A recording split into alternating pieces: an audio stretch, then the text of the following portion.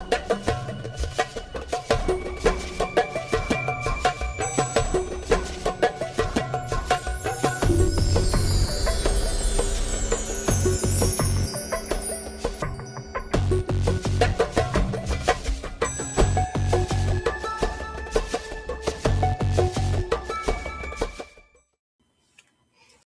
it's working. Hello, hello. Right before I go on the air, literally, all of a sudden, it stops seeing my camera, and I was just like, okay, this is not at all funny.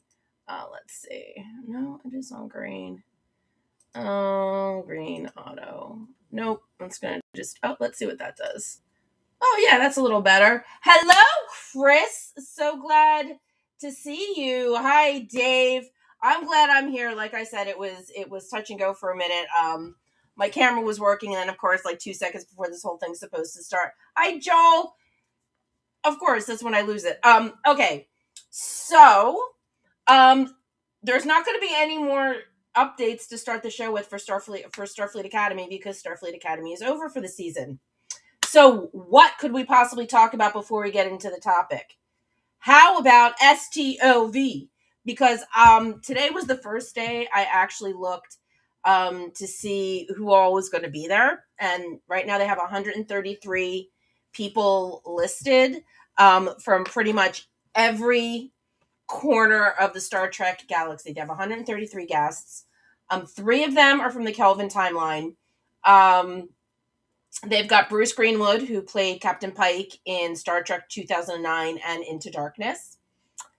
They've got the actress's name, who I can't remember, who was actually the lead in Once Upon a Time and played Kirk's mother in just that opening sequence in 2009 where she gave birth to Kirk and they named him James Tiberius, and then we don't see her again, which sort of sucks because I love that actress. And again, she's going to be there. But this is what kills me. It's like I love it, but I think it's funny at the same time. Peter Weller is going to be at STLV. And usually, when an actor's got more than one Star Trek credit, everything's listed under their names if they've done more than Star. But Weller is listed as being from Star Trek Enterprise, which is fantastic because it is the 25th anniversary of Enterprise. So that's great that they listed it because he was in the last two episodes, if we don't count the actual last episode, but he was in Demons and Terror Prime, which was very cool. I loved him there, but he was also Admiral Marcus in Into Darkness. And he actually, in his office, had previous ship models, and the NX-01 was there. So, but they don't mention that. All they mention is the fact that he was in Enterprise, which again was very cool, but he was also in 2009. That was me last Wednesday, 5 minutes before recording. My laptop decided to try to create her. Yeah. You know what? When you do your own show, tech issues, you gotta kind of deal with it, don't you, Chris? But it is what it is. Live, it's also one of the drawbacks of doing live. Because and by yourself, there's like no fallback position. There's just not. And the last week that I've had since last Monday, has just been crazy. I didn't post this on any of my show's sites, but my oldest, I guess she would be my oldest cat. I also had her the longest. She looked like a kitten, but she was at least 10. I got her as a stray 1,012 years ago. She was fine. Wednesday morning, fed her breakfast. She was great. And then I happened to go into my bedroom. I work from home, so I happened to go to my bedroom over lunch, and she was just on the floor and she was gone. So that kind of hit me hard. As you all know, there was a personal thing that there's some family stuff that was happening the week before. Then her name was Chachki. Then I lost Chachki. Then work stuff came up, and I honestly only know Peter from RoboCop, to be honest. which I loved. I loved all the RoboCops. Um, but I do know that he had a very long career, and I caught a glimpse of him at Chiller. He was at Chiller a few years ago, back when I was going to Chiller, and I caught a glimpse of him, but I never got a chance to talk to him. Maybe this year. Oh, thank you, Joel. Yeah, it was a lot. It was a lot. Like I said, she was perfectly fine. Ate her breakfast, and then just a couple hours later, just laying there, nothing, just gone, just laying there. Um, Lex, one of my newest cats, was very sweet. He actually sat with her for a little while. I had to wait for my dad. I bury my animals. I don't cremate them. I bury them. So I was just waiting for my dad to come over and help me out. So while we were waiting, Lex was keeping watch over her. So it was very sweet. Lex is a great cat. Lex is very empathetic. Lex was here. I was hoping to introduce you to him. But here's the thing. And I wish Lasso, I don't know if Lasso is like floating around. I know he and I were talking earlier. And something, oh, thank you, Chris. I appreciate that. Oh my gosh. Chris, I am so sorry. Oh my gosh, I lost a dog. I want to say, God, it's 3 or 4 years ago. Oh my God, it's all blurred. I can tell you the date. It was March 19th. That I lost my dog a couple years ago, and it just he was here, and he just passed away. But oh my God, I know how painful that is and how empty the house feels. Thank you, Dave. Um, but for me, when I lose an animal, or I lose a cat, it took me years to decide that I wanted to get another dog. Um, but when I lose a cat, I feel like my home has opened up to the possibility of getting a new cat. And something had me checking the website of the shelter where I got Lex and Pluto, who also passed away recently. But I was ready to try again. And wouldn't you know it, I found a cat on the website named Poison Ivy. And she's FIV positive, which is also, I think I've mentioned, one of my goals when I adopt is to adopt FIV positive cats. They're harder to adopt. They're harder to adopt out, and I know that FIV positive cats can live very long, healthy lives. You just have to, keep an eye on them and know, what they're that they are prone to respiratory, they're prone to dental, but as long as you're aware, they're fine. And FIV does not spread very easily. It has to be a very deep bite from one cat to another. So as long as your cats aren't combative, it won't spread. But and because I lost my one girl, I decided to, for the first time ever, look at another girl. And she's this perfect little tuxedo, and her name's Poison Ivy. And I thought, well, geez, and she's named after a DC comic. So I go to the shelter Thursday or Friday. Thursday. I go to the shelter on Thursday, and so I'm checking out Poison Ivy, and I'm hearing her story. She was abandoned. Her people moved. Fuck people. Cats are not something you give away because you don't think that they will fit in your new home. Um, and yeah, so she was having a really tough time of it. She was not happy at the shelter. And then right now, I'm standing facing her cage, and in the cage to the left is this big, big ginger cat, beautiful big ginger cat, who also had a very sad story. His owner died, and again, fuck people, because the relatives of this person that died, the person died on the 16th, and the cat was in the shelter like 4 days later. So he's incredibly depressed. So I was just like, I'll take them both. So they're here. The orange cat was named Simba. We changed it to Gambit, my very first Marvel name, but he's orange, and Gambit is probably one of my favorite Marvel characters. Well, okay, let's say Gambit is probably my favorite X-Men. Sorry, Wolverine, but Gambit probably is my favorite X-Men. I love Gambit. Remy LeBeau, the whole French thing, and ever since the original the 90 when X-Men came out in 1997, I loved it. So the cartoon, and I loved Gambit. So his name's Gambit. Poison Ivy I was going to keep, but I also happen to have Alex, and Valerie Perrine just passed away, so I'm toying with the idea of changing it from Poison Ivy to Miss Tessmacher. I haven't decided yet. Oh, thanks, Chris. Yes, I do like to play with my animal names. So she could stay Poison Ivy. She could end up being Miss Testmarker. I'll have to wait and see. They're both very stressed out. I saw Gambit for the very first time right before the show. I walked in and he was standing, and he was actually out from under because he was getting himself some water. And he looked at me for a minute and then very calmly decided to walk back into one of the hiding places in the bedroom. And I let him go. Okay, I did try and pet him, but that didn't work. But he didn't hiss at me. So we're making progress. What's really funny is that if Gambit had the perfect place to hide, and Ivy had the perfect place to hide when I brought them home yesterday. They were on opposite sides of the room. Go to check on them this morning. They swapped sides. Gambit was where Ivy was, and Ivy found it someplace else on the opposite side of the room. Tonight, I go in. Ivy, they've swapped back now. Ivy's on the side she was originally, and Gambit is in his original hiding place. And they'll go back and forth. I was hoping, because I felt so bad because they were so depressed, I thought maybe, they'd be craving some interaction, but right now they're too stressed. So they just have to realize that they are not going anywhere. Um, so hopefully that'll all work out. But yeah, so that was the highlight of a long week, and then today was sort of shitty. So I'm just really glad to be here to talk about STLV, which is going to be here before we know it. I am so excited. Already making plans with certain people. My bestie, she's hopefully Wendy is coming. She's committed because she bought us a coffee maker, and I told her she's committed now because she has to bring the coffee maker. That's one thing. The Rio, even with the redo, still no coffee makers in the room. I don't know. They're probably like one of the only hotels that doesn't have an in-room coffee maker.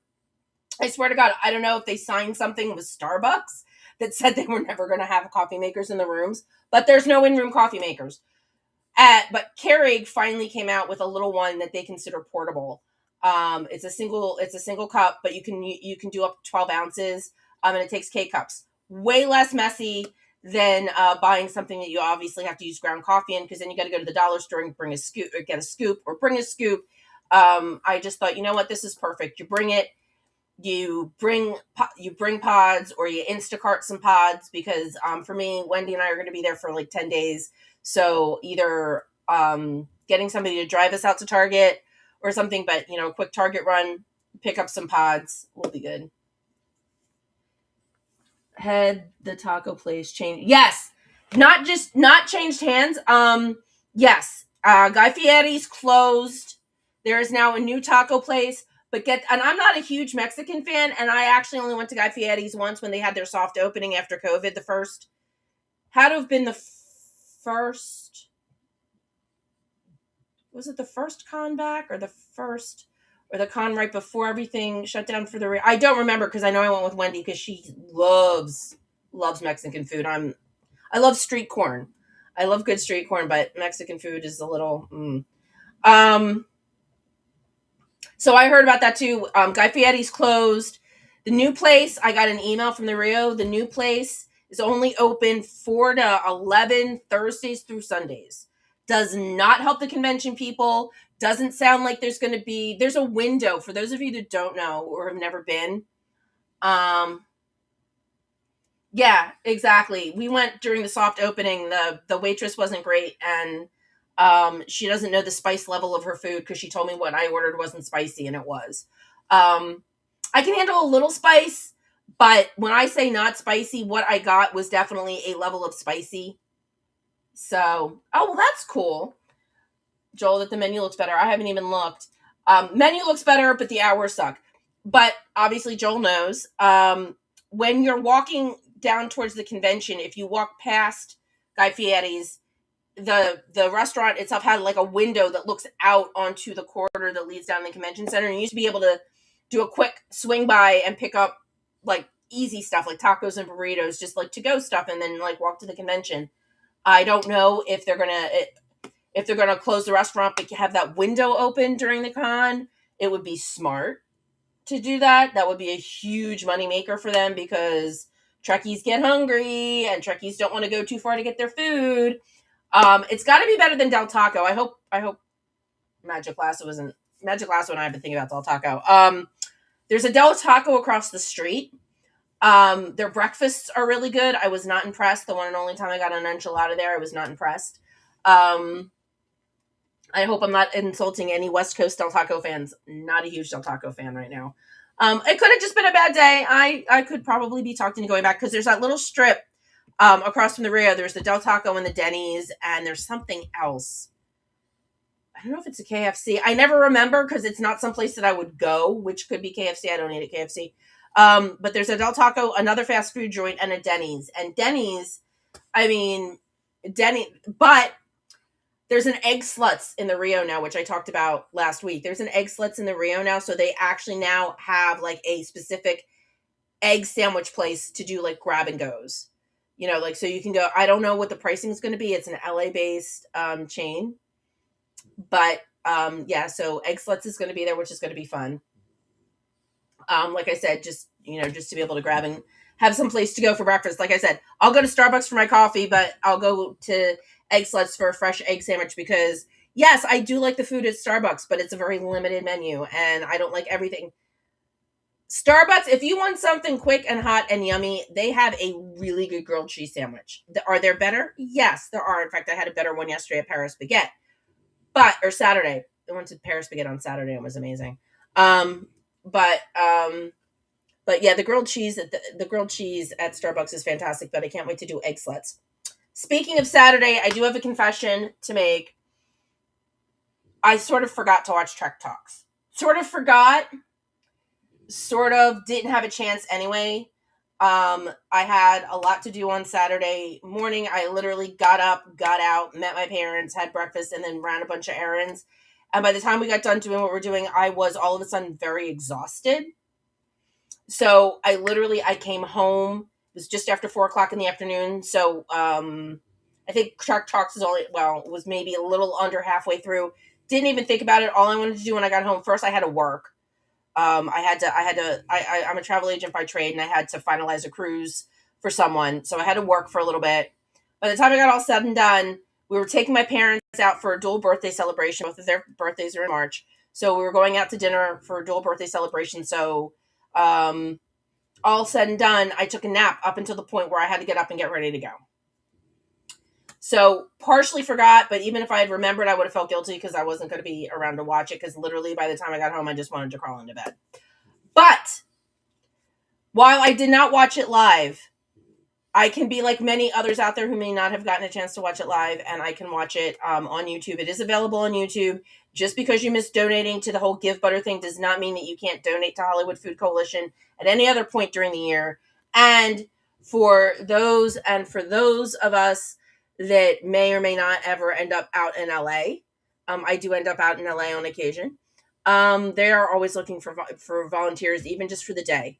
So there's plenty of ways to give back to the Hollywood Food Coalition. Obviously, watching Trek Talks is amazing, but remember, if you decide to watch it after the fact, that the reason that they did it was because of the Hollywood Food Coalition. So please, if you can, donate to the Hollywood Food Coalition, even if you just have to go to their website instead of the Give Butter thing, because I think that shuts down.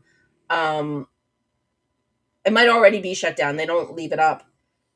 They don't even leave it up for very long after Trek Talks. So that way may not be there to donate, but there are always ways to support the HoFoCo.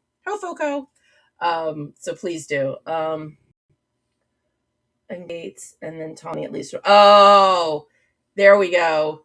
Academy interview. Paul Giamatti. Paul Giamatti. He was fantastic. Thank you, Joel, because this is the perfect segue into Academy.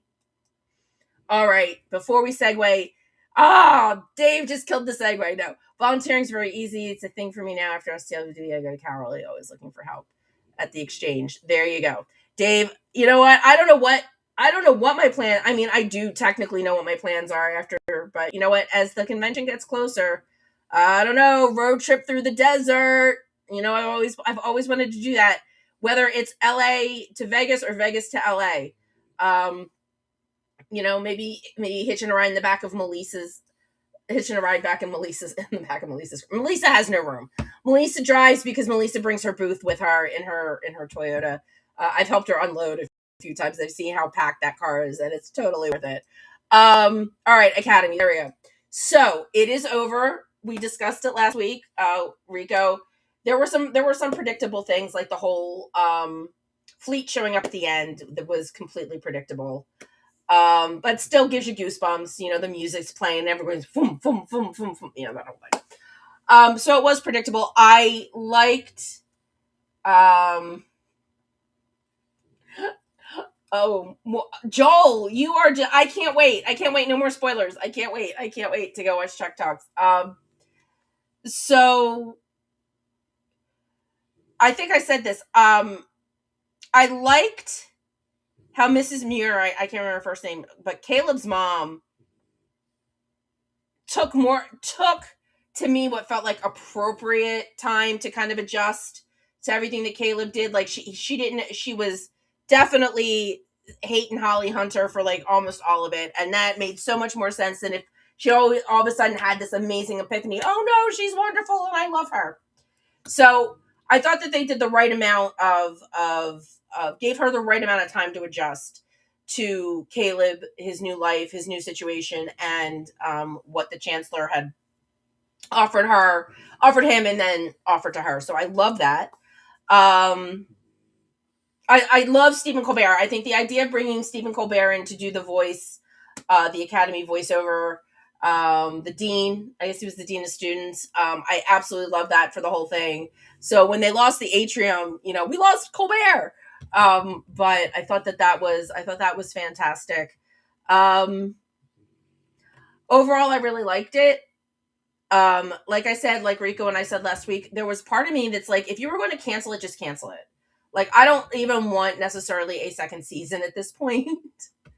um, because then it feels like more heartbreaking, because this episode felt like they could have wrapped it, and I'm wondering if they had that in mind, because let's not forget that pretty much all of Prodigy was done when Paramount axed it. The second season, like the last season of yeah, Prodigy was done, and Paramount's like, we're not having it back. So it's not. I guess it's not unheard of to can something even if the production's done. So maybe they were smart and they're like, you know what, let's make this a nice tight ending and see what the powers that be decide to do. Well, the powers that be decided to give us the second season because it's pretty much already been shot. But then that's it. But now there's a letter writing campaign. Now, change.org is a fantastic site. For those of you that don't know or may not have signed a petition recently, that's where people can go to do exactly that. They just set up petitions. I've set them up. You set up the petition, you decide who is supposed to receive it, whether it's a member of government or whomever, and then you just state your cause, and then you share the link, and then go. And then obviously the power of the online petition is everybody that believes in it and signs it has the opportunity to share it. They can share it right after they sign it. Change.org says you want to post this to your socials, you post it to your socials, boom, you're done. Email it, whatever. So there is a petition going around, and some of you may have seen it on Facebook, to save Starfleet Academy. And something that I learned, I did not know this. I did not know that there were two writing campaigns to save Star Trek. I didn't know that there was one to make sure that they got the second season. I only know about the one that most people know about, the huge writing campaign that got it the third season because it was on the chopping block at NBC. And so that's the most famous. That's the most famous one. And it was also considered the first major successful letter writing campaign. And look back at the OGs. They literally had to write, like pens, paper, please do not cancel my show. It wasn't the million. The million was hyperbolic, that there were a million letters. But obviously NBC received enough letters to keep it and gave us our third season of Star Trek. But this is interesting because I asked my little friend Google before the show, who else was saved? Well, would you believe back in 1982, Cagney and Lacey, which was my mom loved Cagney and Lacey. Cagney and Lacey got a reprieve from cancellation. more recently Roswell in 2000, fans sent thousands of bottles of Tabasco sauce to the network. Chuck. Now we all know that I have a mild, Chuck. Bonnie Friederisi. Bonnie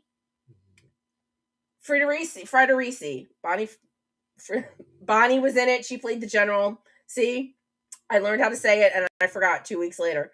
Bonnie was in it. Tony Todd was only in the first season. He got blown up. But Chuck had its own write-in campaign. They sent in over 20 ton. Subway orders and tweet campaigns. So that was a Twitter campaign. Jericho in 2007. 20 tons of peanuts were sent to CBS executives. Veronica Mars, 2013, was a Kickstarter campaign building on fan demand, raised $2 million. Movie that later led to a new season. That is how you raise money officially for a project, unlike Axnar, which we've talked about. Brooklyn 999 and Lucifer, both in 2018. Massive social media campaigns led to the new networks, platforms, NBC and Netflix, saving them within days. I do remember Brooklyn 999 moving. And that's right, I forgot that Lucifer was a network show and then got moved to Netflix. I didn't get involved with Lucifer until it was already on Netflix. So glad I did. Such a great show. Lucifer, I highly recommend it. Just an amazing, incredible show. And I've met 2 of the cast members, and they are absolutely, absolutely lovely people. Tom Ellis is definitely on my bucket list. Obviously, letter writing is a big campaign. Item sending, mailing relevant items to the show, such as nuts, and digital campaigns, crowdfunding. I'm wondering, it's funny that Veronica Mars? See how quickly we forget? Veronica Mars had a Kickstarter that raised money to get it that they turned over and said, here's money, go make a movie. We all know how incredibly expensive science fiction is to produce now with the type of quality that you get from a Star Trek production. So the question is, now here's the thing. I have no idea what just fell. Don't you hate that when you hear something fall and then you can't put your finger on it and you can't see it? Anyway. So, would a Kickstarter campaign be better suited? Because we could say, listen, if it's a money thing, here. But then again, it's like $20 million an episode or $10 million an episode, so maybe not. But here's the thing. Everybody's worried that that's going to be it. We're going to get Strange New Worlds, then we're going to get Starfleet Academy, and then it's over, because both of those are going to have a final season, and then that's it. So the question becomes, is Paramount going to leave us in a Star Trek desert? Or are they toying with the ideas of producing something else? Starfleet Academy wasn't necessarily a big fan thing. Like Strange New Worlds was something the fans were asking for. After they saw Anson Mount and Ethan Peck, they're like, you know what we need, and Rebecca Romaine, they're like, we need a Starfleet. We need this Captain Pike stuff. We need Pike. We know where Pike's heading. We get it, but we need Captain Pike in the Enterprise with Spock. And so that was a fan thing. That was really something that they said, that Starfleet Academy, while the petition, I believe, hit a 25,000, it hit their 25,000 signature mark for Starfleet Academy. Do we want them working on more Starfleet Academy? Which, again, I love Holly Hunter. And I would have loved to have seen at least the class graduate. I would have loved to have gotten a 4th season. Like I said before, you add in a little bit of the cadets, like the new cadets, but you're really following these original freshmen all the way up through graduation. So I would like to get that, to at least see them graduate Starfleet Academy, but if that's not going to happen, it's not going to happen. So the question becomes, if they don't listen to the petition, if they decide that they want to do more Star Trek, the fans are clamoring for legacy. There's a huge demand for legacy. I like this 800 years in the future thing. I don't have a problem with it. But there are so many people that just hate on Starfleet Academy, and that's probably maybe not. I mean, that's not a reason to cancel a whole, but that probably didn't help. So maybe if we take it back to the 24th century, maybe if we back it up, and maybe if we do what everybody was hoping we would get, which would be legacy, that could also be some of the hate. There could definitely be Academy hate just from some people, like just the anatomy of the psychology of why you hate something. Predisposition to hate it because it's not legacy. Like, I'm sure there are a lot of people out there that were ready not to like it just because they feel like we wanted legacy and you're giving us Academy. We want this and you're giving us that. So Academy didn't have a chance, I think, with a lot of people that really wanted legacy. And I understand that. Again, these are characters we all know and love, which of course, so we glom onto that. And it's easier to accept new characters like Todd Stashwick's character when he's mixed in with Seven of Nine and Rafi and Picard and Riker. Then it's just little bits that are new, and you get the familiar, and it makes it easier to introduce the new when you've got a ton of familiarity going with it. So there's legacy. Back to STLV, Bakula's going to be there. He's selling $150 for an autograph, $150 for a professional picture. He is going to be there on Saturday. Whether he hangs around for the Enterprise event on Saturday night, who knows? But he does have a morning and an afternoon signing right now, according to the website. I don't know if Bakula is going to have any more news on his Captain Archer Federation president of the first president of the Federation show that he's been pitching. But let us not forget that Patrick Stewart showed up. Yes, I know. You and me both, baby. You and me both.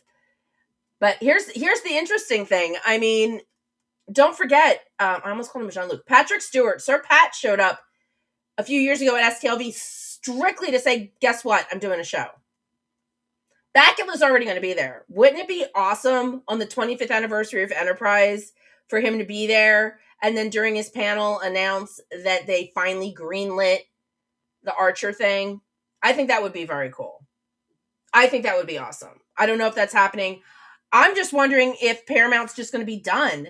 And once Strange New Worlds and Academy is over, is that it? We're not getting any new Trek. It's just going to be a Trek desert like it was between Enterprise and Discovery, where there just was no new Trek. And let's not forget, we don't have the fan stuff to fall back on unless there are people out there making those little 15-minute vignettes. Because that's all we'd be left with is reruns. God knows if there's going to be another movie with the way things are going for stop, start.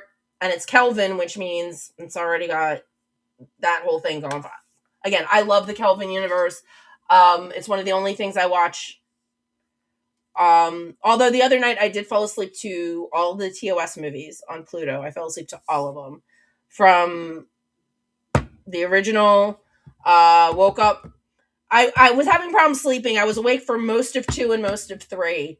And then tiny little bits and pieces of 4 and 5 and 6 just sort of seeped in. Of course, I always miss that line. You're sleeping. So I'm like, I wonder if I'll wake up in time to hear the line, what does God want with the starship? Missed it by that much.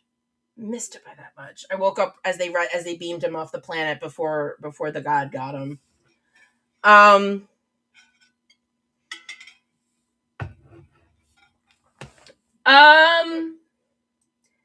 Something Star Trek related at San Diego instead of STLV, you think?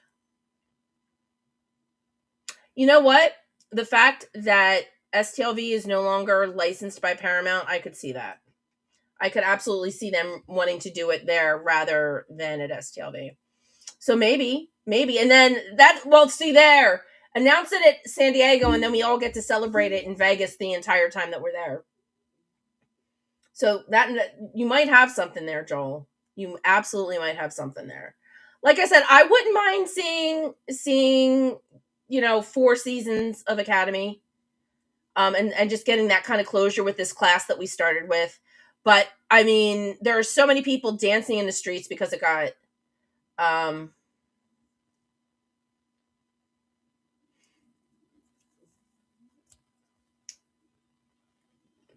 they haven't, you're right, but how much has there been to announce recently in the Star Trek specific stuff? Like Bakula talked about about the fact that he is still working to get his show produced. So he was talking about it, but obviously, I'm working on it, and we've got it, and it's just a matter of, does anybody at Paramount want to do it? So there was that. So it'd be nice if a year later, Bakula could come in and be like, "Yay, we got it!" Because nobody wants to see Academy because it has all this hate out there, which is ridiculous. Again, it really just comes down to, if you don't like it, don't watch it. But in the days of the internet, don't like it and go hate on it and talk crap about it all over the place so that it gets canceled, so that the rest of us fans end up with nothing.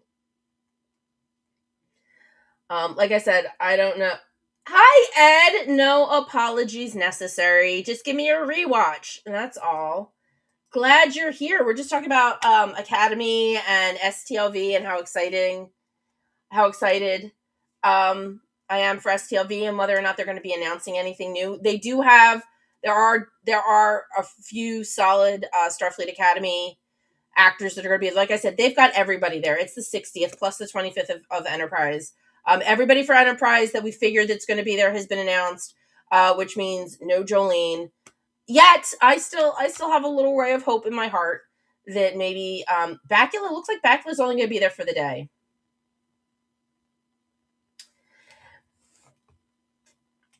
Yeah, I mean there were some clunky episodes. There were definitely some clunky episodes, but you know what? I feel like the first season, there's always the first seasons, that's those are the growing pains. There were a lot of solid episodes too. Um see what Ed says. If if it had been as good as the last 3 episodes, it would have been a big hit. Yeah, maybe. I mean, we were just talking about the fact earlier that, hi, that's okay. Better late than never, I say.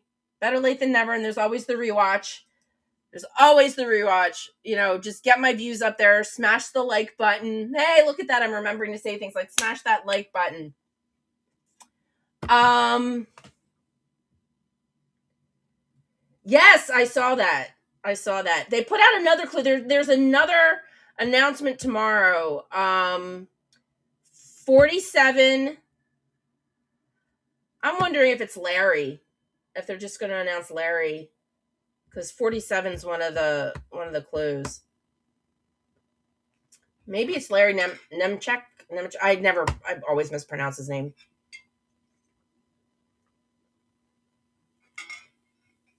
Just as bad with Bonnie Friderisi. Although I think that was the right way to do it. Friderisi. I don't know. I guess I'll find out when I see them in Vegas. Really, really excited. It seems like all the tables, all the vendor tables are sold out. They are not doing single admission tickets this year. They're not doing single admission tickets this year. A lot of people are going to be disappointed, but the GAs are selling out. The passes, the packages, the weekend packages are selling out. They just don't have space. The Final Frontier, they don't have space.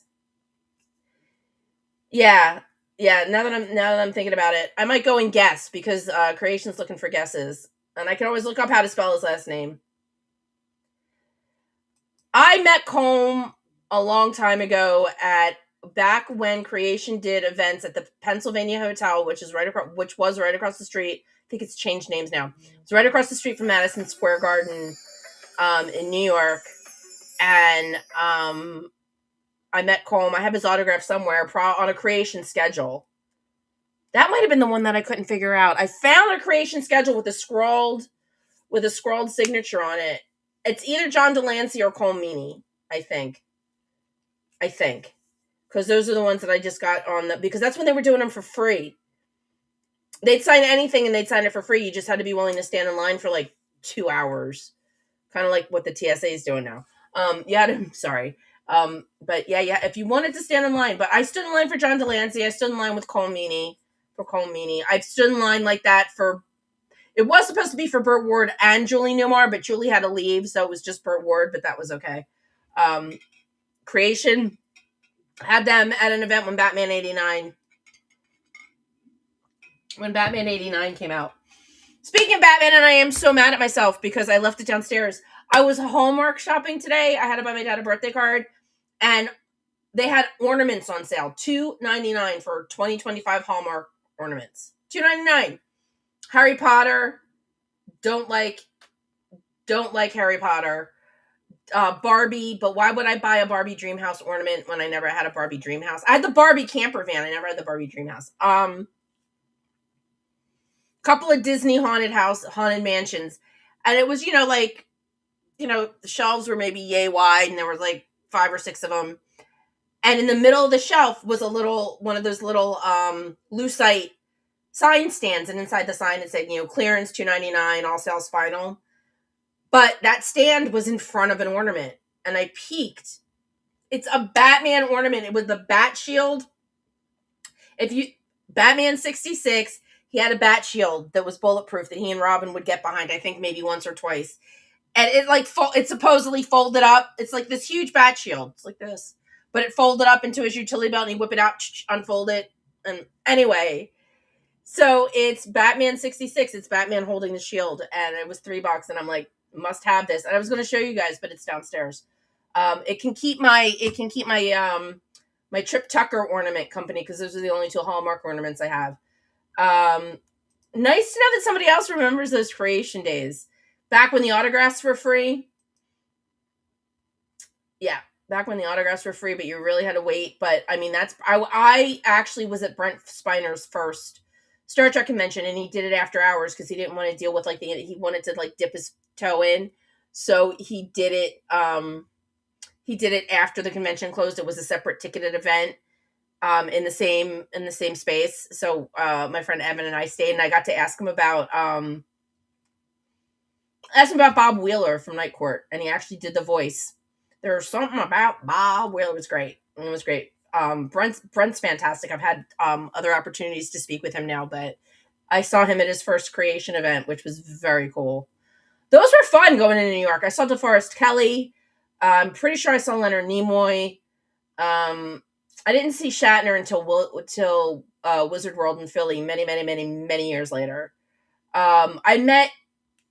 Here's one. I met George R.R. Martin before he was George R.R. Martin at a creation event, because these were not strictly Star Trek events. These were just, I mean, there was a heavy lean into Star Trek, but they always had other guests. I walked out on Isaac Asimov. That's a personal story, but Isaac Asimov was there, and I was in the same room with Isaac Asimov for 3 minutes.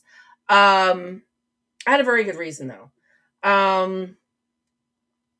But they had George R.R. Martin there back when he was writing for Beauty and the Beast, the Linda Hamilton, Ron Perlman show. And he had an 8x10 of the 2 of them from the show, and he signed it. And a few years ago, I was going to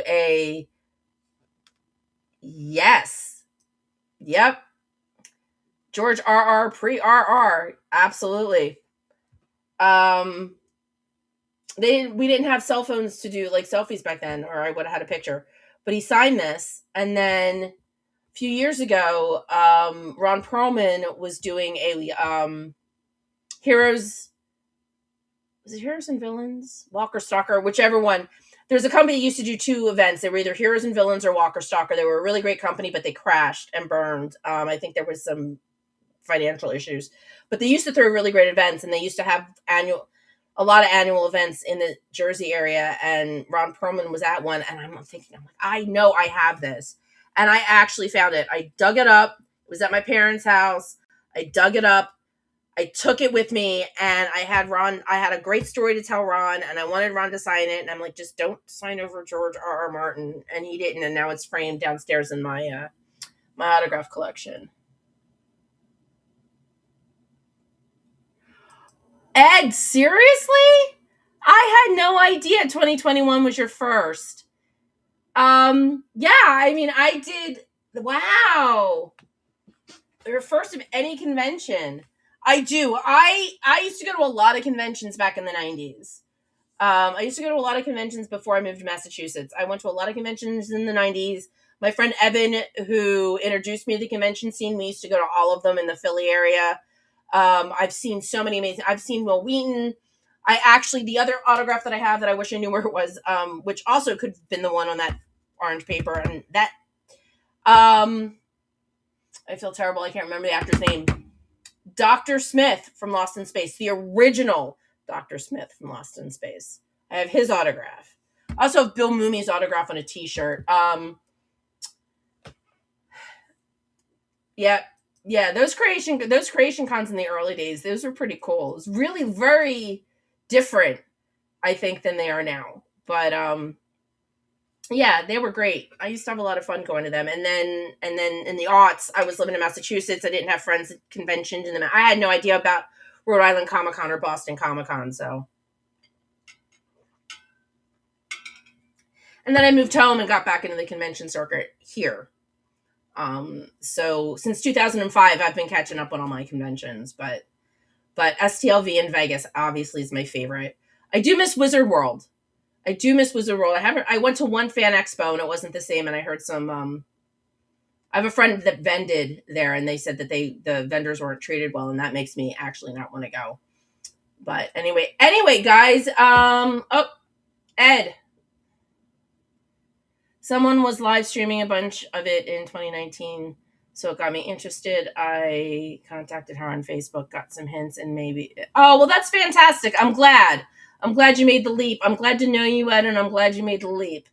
I know you go every year. And Jonathan Harris, thank you, Joel. It's Jonathan Harris, and that might be actually the autograph. I don't know. It's still at my parents' house. A lot of my stuff from my old bedroom in the house I grew up is at my parents' because I didn't want to take it with me because I don't have any space. I have a 3-bedroom house now, and I don't have any space for half of my stuff. Yeah, 2000. Yeah, 21 was a pretty light year. Yep. There you go. There you go. Yeah, that was also the Bally's year. So, I think the first year back after COVID was Bally's, and then we ended up going back to the Rio, if I'm not mistaken. There was, but Ed, you will correct me if I'm wrong, but I'm pretty sure 2021 was Bally's, and then we got back to the Rio in 2022, and it's been that way going forward.